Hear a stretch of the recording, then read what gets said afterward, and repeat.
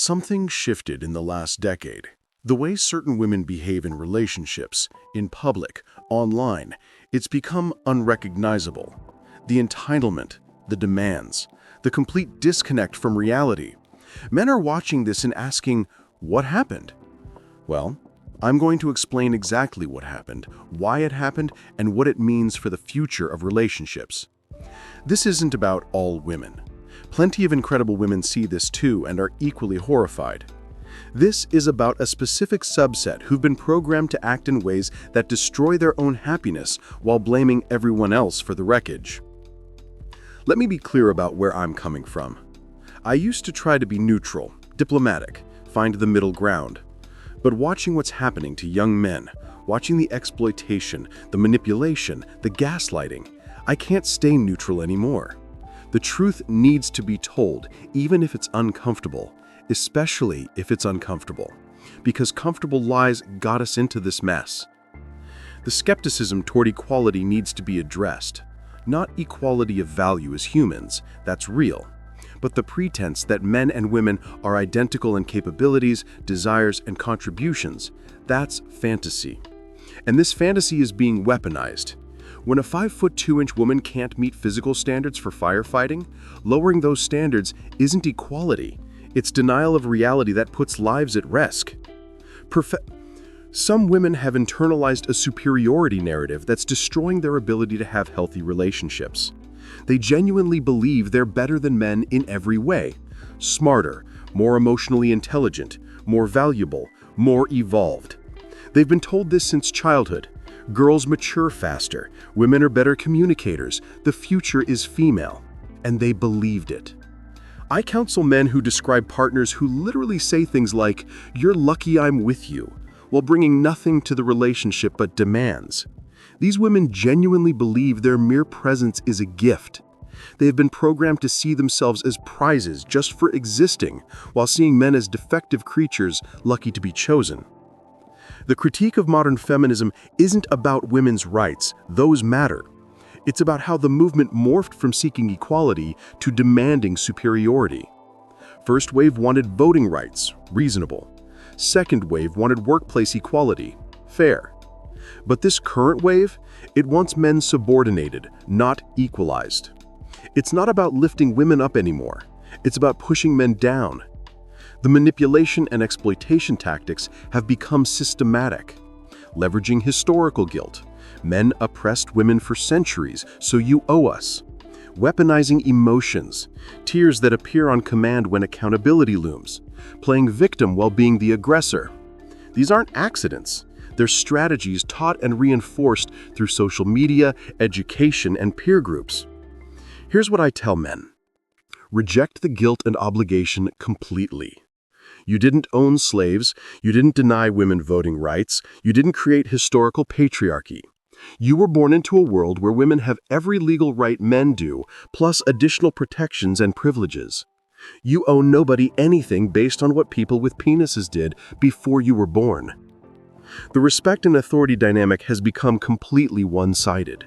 Men are expected to respect women unconditionally. Believe all women. Happy wife, happy life. The customer is always right. But men's dignity, that's conditional on female approval. Your worth as a man is determined by whether women validate you. That's not equality. That's subordination. Let's talk historical context because it matters. Yes, historically men held authority, but with that authority came responsibility. Dying in wars, working dangerous jobs, providing for families they barely saw. Women couldn't vote, but they also couldn't be drafted. They couldn't own property, but they also weren't expected to die protecting it. There were trade-offs. Then liberalism gave women all the rights without the responsibilities. They got the vote without the draft, they got career access without provider obligations, they got sexual freedom without social consequences. And for a while this worked, because most women still chose traditional paths voluntarily. But now we have a generation that wants all the privileges of both systems with none of the obligations of either. Cisgender women have overestimated their leverage catastrophically. They've been told they're queens, goddesses, prizes. They've been told men are optional, that they don't need men, that men are lucky to have them. So they act accordingly. Dismissive, demanding, disrespectful. Then they hit 35, single, and wondering where all the good men went. The rejection of reciprocity is what really destroys relationships. Relationships are trades, time for time, effort for effort, value for value. But some women now believe they deserve everything while giving nothing. They want traditional provision from men while rejecting traditional roles themselves. They want protection while offering no respect. They want commitment while maintaining all options. A client showed me his girlfriend's social media post. "I don't need to cook or clean, that's what restaurants and maids are for. I bring myself to the relationship, that's enough." This same woman expected him to pay all bills, plan all dates, handle all emotional labor. She literally believed her presence was her contribution. He left, she's still single, still confused. The consequences are already visible. Marriage rates plummeting, birth rates cratering, men walking away en masse. And instead of introspection, what's the response? More blame. Men are intimidated. Men can't handle strong women. Men are commitment phobic. No recognition that maybe, just maybe, the deal being offered isn't worth taking. Here's what's going to happen. Society will split into two distinct cultures. One where female supremacy narratives dominate, populated by bitter women and weak men who enable them. Another where mutual respect, complementary roles, and actual partnership exist. Guess which one will have happy relationships, stable families, and thriving children? The gendered social strategy is already sorting people. Quality men are gravitating toward women who offer actual partnership, respect, reciprocity, reasonable expectations. Quality women are rejecting feminist programming and embracing their feminine power without exploiting it. The toxic actors of both genders are being left to destroy each other. The psychological observation here is fascinating. We're watching an entire generation of women discover that social media lied to them, that feminism lied to them. That you can have it all was a marketing slogan, not life advice. The anger phase is brutal. They lash out at men, at society, at other women who succeeded where they failed. But I'm protective of good individuals, both men and women, the kind, respectful, contributing members of society who just want healthy relationships. These people need protection from toxic influences. They need to understand what's happening so they don't get pulled into destructive dynamics. They need strategies to identify and avoid damaged partners. Some women are waking up to how they've been programmed. They're realizing that treating men with contempt doesn't lead to happiness, that demanding everything while offering nothing leads to loneliness, that fighting biology and reality leads to misery. These women have my respect. It takes courage to reject comfortable lies for uncomfortable truths. The social media influence cannot be overstated. Every day, young women consume content telling them they're perfect. Men are trash. Standards should be astronomical. Effort is oppression. They're literally being programmed to fail at relationships. Then when they do fail, the same influencers seldom cope about how it's not their fault. The dating app statistics reveal the delusion perfectly. Women rate 80% of men as below average attractiveness. Mathematically impossible, but feelings don't care about math. They're matching with the top 10% of men who have unlimited options, getting pumped and dumped, then concluding all men are players. No, you're just invisible to 90% of men while competing for the 10% who don't need to commit. The biological reality that feminism denies is crucial. Men and women are different, not better or worse, different. Different strengths, different weaknesses, different priorities, different attractions. Denying this leads to confusion, conflict, and collapse. You can't social engineer away millions of years of evolution. A woman in her prime fertility years has enormous power, but that power has an expiration date. Men's power, resources, status, experience typically grows with age. This isn't social construction, it's biological reality. Denying it leads to women wasting their youth and men being exploited in their maturity. The entitlement programming starts young. Girls rule, boys drool, the future is female, girl boss, queen. By the time they're adults, some women genuinely believe they're superior beings deserving of worship. They're shocked when reality doesn't conform to their programming. They're angry when men don't play along with their fantasy. 1358. Here's a practical example. A client's daughter, 22 years old, told him she deserves a man who makes 6 figures, is over 6 feet tall, has no kids, never been married, and will wait until she's ready for marriage and kids in her mid-30s. She herself works retail, lives at home, and is average-looking. The entitlement is breathtaking, but she genuinely believes this is reasonable. The victim narrative is perhaps the most destructive programming. Some women have been taught to see oppression everywhere. Air conditioning is sexist. Expecting punctuality is oppression. Having standards is misogyny. When everything is victimization, nothing is. When everything is trauma, nothing is. The words lose all meaning. The mental health excuse epidemic is part of this. I can't work, I have anxiety. I can't commit, I have trauma. I can't be respectful, I have depression. Mental health is real and serious, but some women use it as a universal excuse for any behavior, any failure, any shortcoming. It's weaponized weakness. 8. Men are responding by developing what I call defensive dating. They're vetting harder, committing less, protecting assets more. They're requiring actual evidence of value before investing. They're walking away at the first red flag instead of trying to fix things. This isn't hatred. It's pattern recognition and self-preservation. The traditional relationship model worked for millennia. Man provides resources and protection, woman provides children and household management. Both had value, both had respect, both needed each other. Modern feminism destroyed this without providing a functional replacement. Now, nobody knows what they're supposed to do or be. Some women want traditional provision but modern freedom. They want a man who pays all bills but also does half the housework. They want male protection but not male authority. They want commitment but not accountability. They want the benefits of all relationship models simultaneously. That's not how reality works. The competence crisis is real. Many modern women can't cook, won't clean, don't want children, aren't pleasant. What exactly are they offering? Sex? That's abundant and free in the modern world. Companionship? Men have friends for that. Emotional support? Many modern women are emotional vampires, not supporters.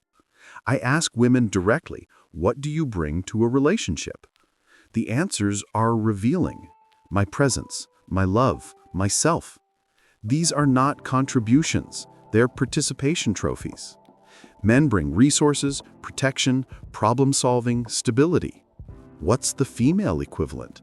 And don't say emotional labor, that's just another term for complaining. The strong, independent woman narrative has backfired spectacularly. Turns out, most women don't want to be strong and independent.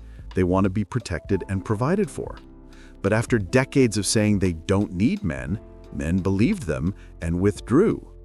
Now these strong, independent women are alone, exhausted, and bitter. The cognitive dissonance is painful to watch. The same woman who says, I don't need a man, is on dating apps desperately seeking one. The same woman who says men are trash wonders why quality men avoid her. The same woman who says, I'm a queen, lives like a peasant. The gap between narrative and reality has become a chasm. Social contagion spreads these toxic behaviors. One woman in a friend group starts with the men are trash narrative, and it spreads like a virus. Soon they're all single, all bitter, all reinforcing each other's delusions. They're literally talking each other out of happiness. It's a misery cult that recruits through social media. The pendulum is already swinging back. Gen Z men are more conservative than millennials. They're rejecting feminist programming entirely. They're embracing traditional masculinity, traditional values, traditional relationship models. Not because they hate women, but because they've seen what the alternative produces: chaos. Some women are panicking as they realize the power shift. For decades, young women held all the cards in dating.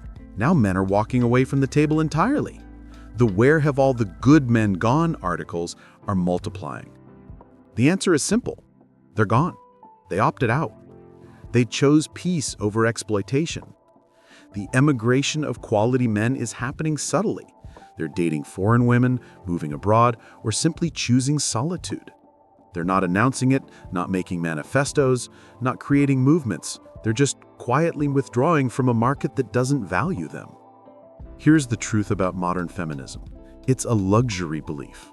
Only in abundantly safe, prosperous societies can women pretend they don't need men.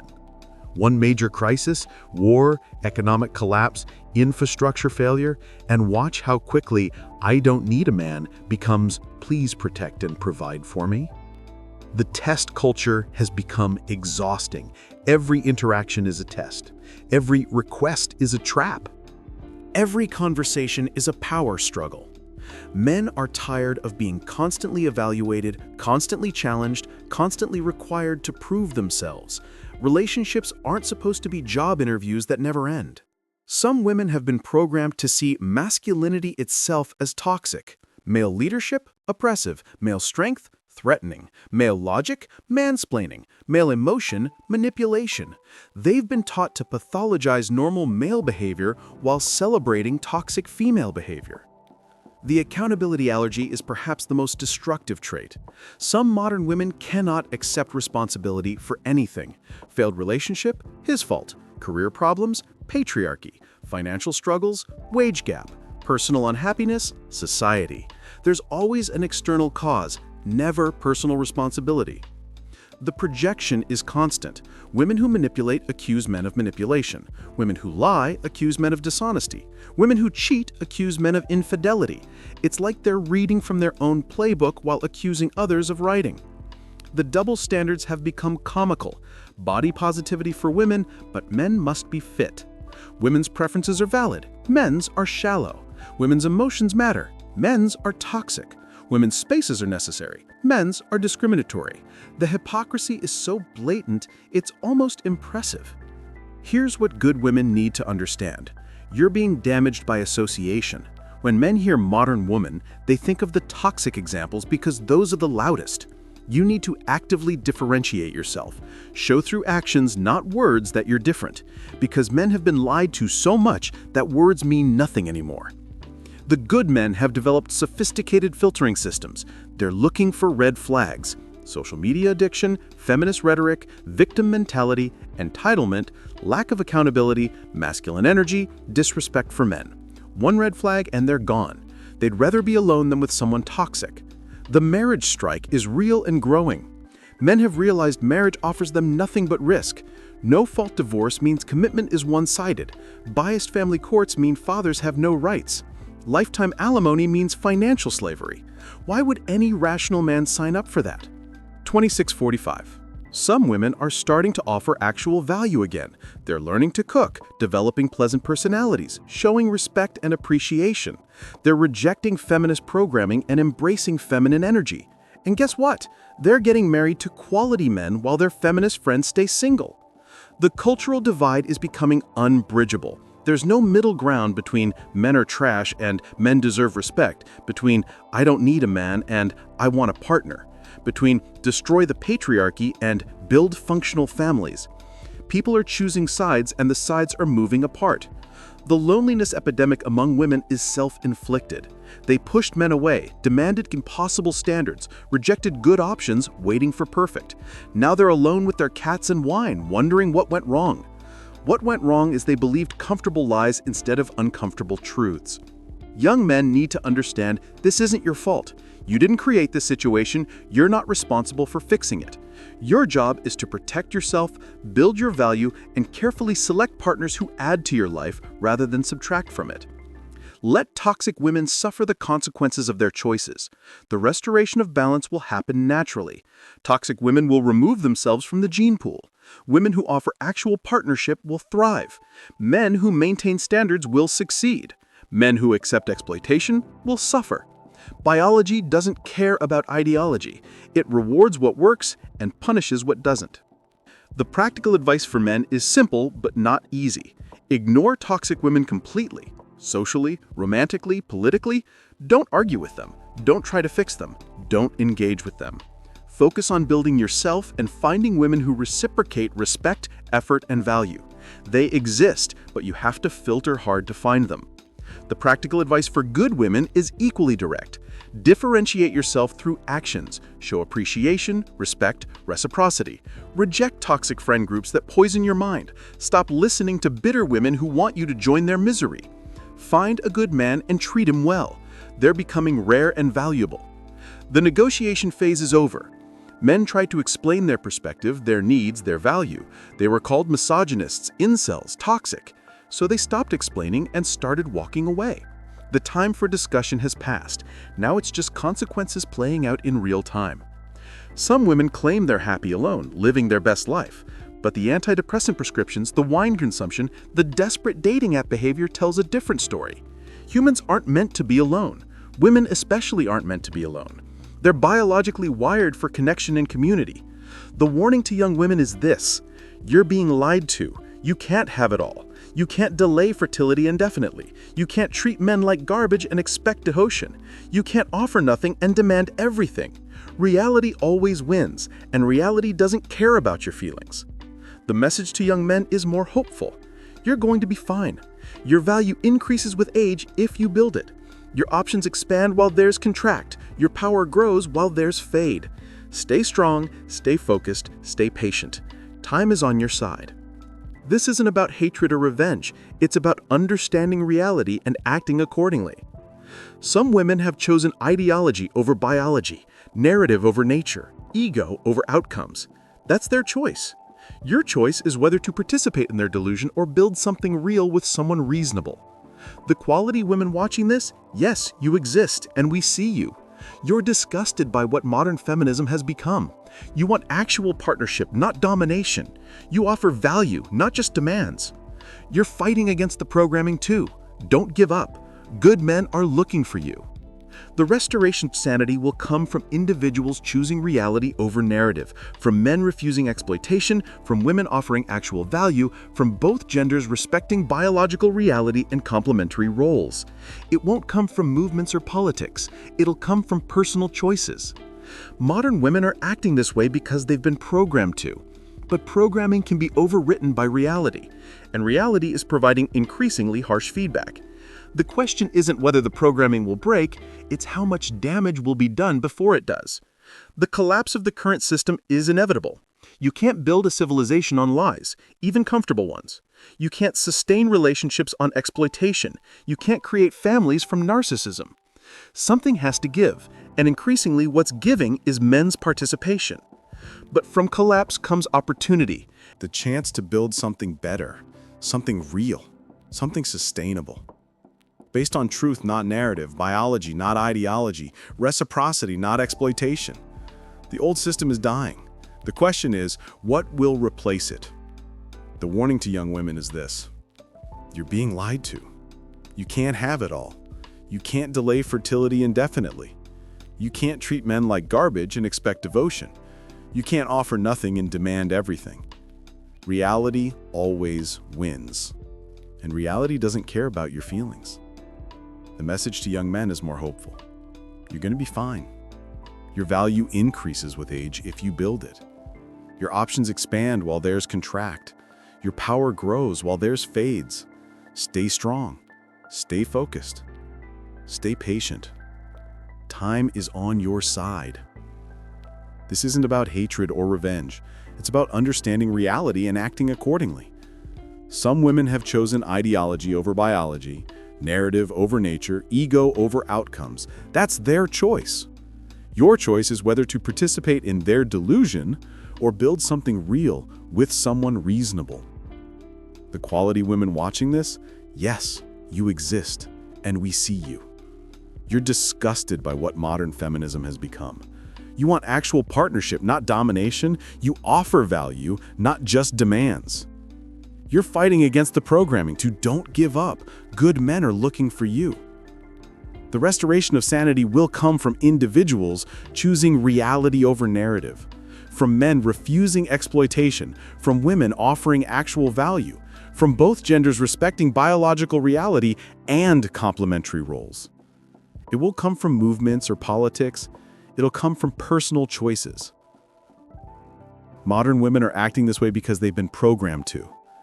But programming can be overwritten by reality, and reality is providing increasingly harsh feedback. The question isn't whether the programming will break, it's how much damage will be done before it does. The collapse of the current system is inevitable. You can't build a civilization on lies, even comfortable ones. You can't sustain relationships on exploitation. You can't create families from narcissism. Something has to give. And increasingly, what's giving is men's participation. But from collapse comes opportunity. The chance to build something better, something real, something sustainable. Based on truth, not narrative, biology, not ideology, reciprocity, not exploitation. The old system is dying. The question is, what will replace it? Some women will adapt and thrive. They'll reject the programming, embrace reality, offer value, and find happiness. Others will double down on delusion, blame everyone but themselves, and die alone. Natural selection doesn't care about your politics. It rewards what works. The men who maintain standards and build value will have their pick of partners. The men who accept exploitation will be destroyed. The women who offer partnership will find commitment. The women who offer only demands will find solitude. This is already happening. Look around. The happy couples you know, they're not following feminist programming. They have complementary roles, mutual respect, actual partnership. The miserable singles you know, they're deep in the ideology, blaming everyone but themselves. The truth about why modern women are acting this way is simple. They've been programmed to act against their own interests, taught to reject what makes them happy, encouraged to embrace what makes them miserable. It's the most successful psyop in human history. But programming isn't permanent. Reality provides feedback. Consequences teach lessons. Pain motivates change. The women who learn will adapt and succeed. The ones who don't will serve as warnings to others. The choice for everyone is clear. Participate in the delusion or build something real.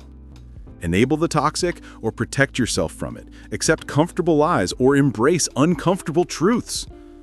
The future belongs to those who choose reality. I want to hear from you. Men, what behaviors have you seen that made you walk away? Women, have you rejected the programming? And what woke you up? Everyone, what do you think happens next? Drop your observations in the comments. Let's document this cultural moment while we're living through it. Because we're watching history being made. And the ending hasn't been written yet.